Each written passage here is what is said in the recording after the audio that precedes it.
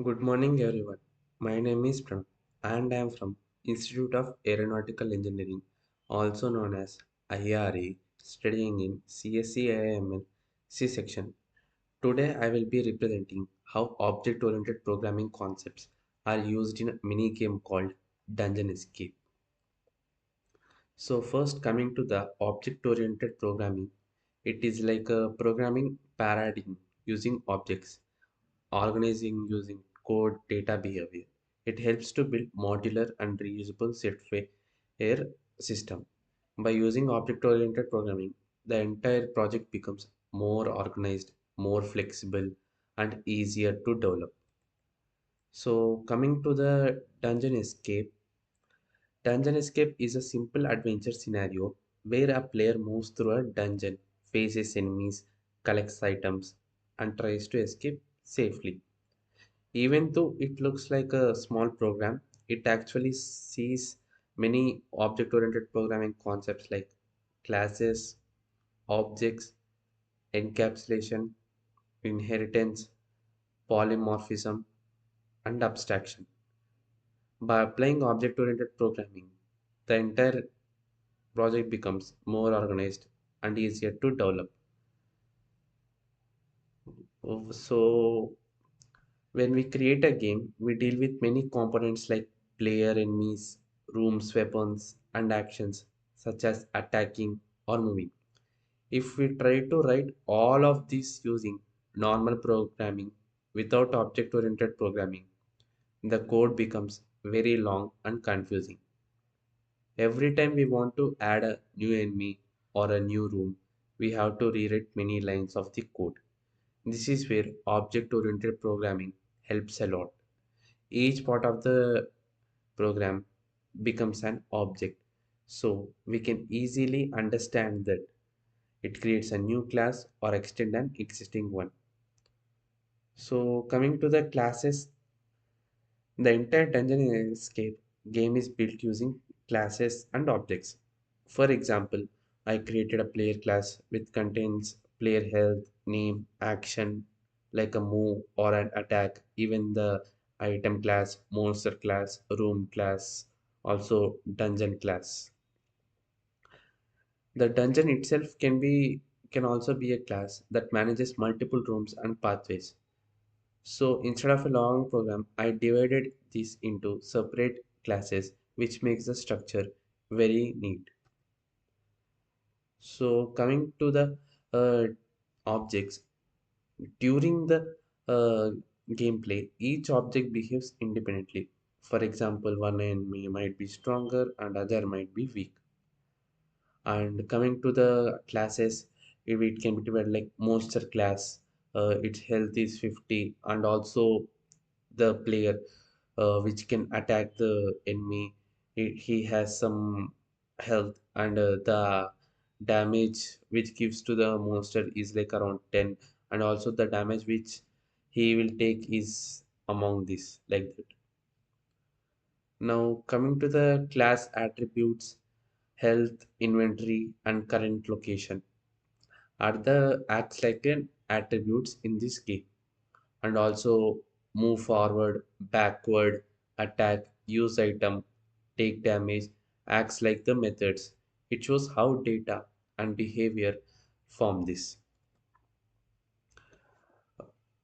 So coming to the encapsulation, encapsulation means keeping data protected inside a class. In my game, the player's health, enemies damage, and room details are kept private. Other parts of the game cannot directly change these values. Instead, they use methods like the damage, heal.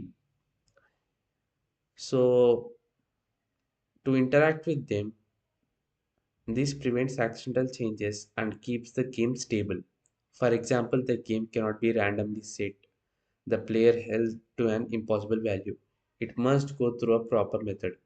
So encapsulation helps to maintain control over how game behaves. Coming to inheritance. Inheritance is one of the most important concepts we used.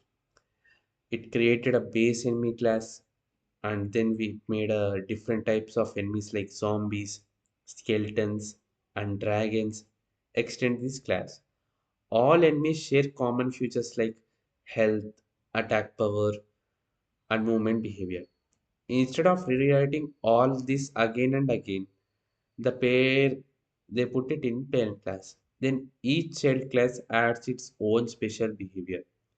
For example, the dragon might have a fire attack, and the skeleton might have the low health but faster movement.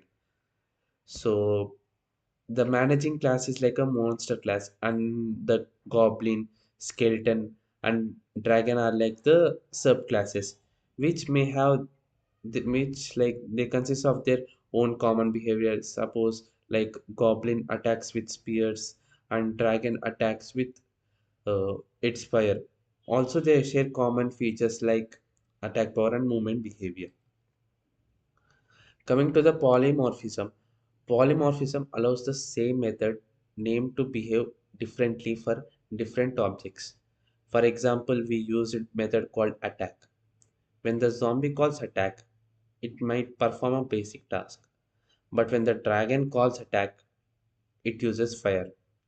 The game engine does not need to check what type of enemy it is.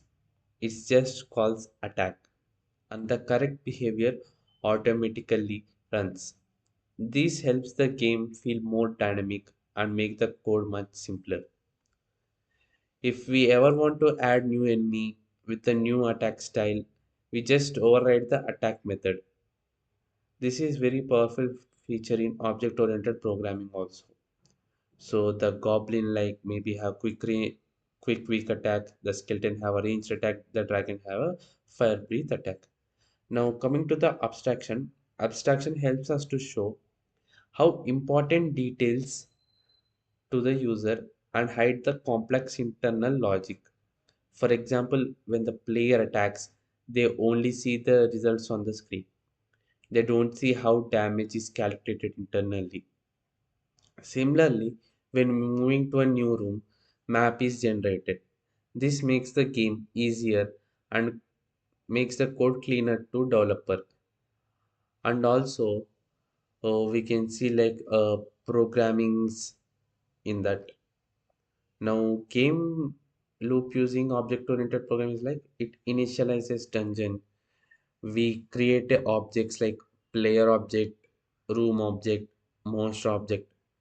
While player is alive and not escaped, what does the player do? What will be the player action? And also what will be the monster action and the update state? This keeps loop clean. And also benefits of object oriented programming in game developing is like we can reuse the code. It is easier to maintain, it is easily extensible, it is realistic modeling of the game world's cleaner architecture.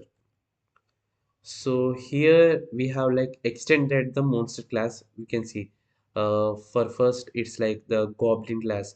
It consists of a health 40, and when it attacks the player, the damage taken for the player is like 5, and it uses sneak attacks like quick attacks. And the second class among the monster class is like dragon. It has 150 health, its attack is fire, breathes fire on, and it gives almost 30 damage to the player. The program shows how player class is structured, how it inherited enemy class from a single parent class. The code is not meant to be memorized. Instead, it shows how object-oriented programming concepts like actually help in game development. This helps to understand real-world usage instead of just theory. So, coming to the conclusion, object oriented programming makes complex systems like dungeon escape manageable, classes model real world entities. Each object oriented programming concepts improves the dungeon escape. Dungeon escape is like a simple but powerful example of object oriented programming. It clearly shows how object oriented programming principles such as classes, objects, encapsulation, inheritance, polymorphism, and abstraction help to create organized and scalable software. By using object-oriented programming, even small game becomes easier to develop, modify, and maintain. This is why object-oriented program is widely used to approach in real-world game development and also in software engineering. Thank you.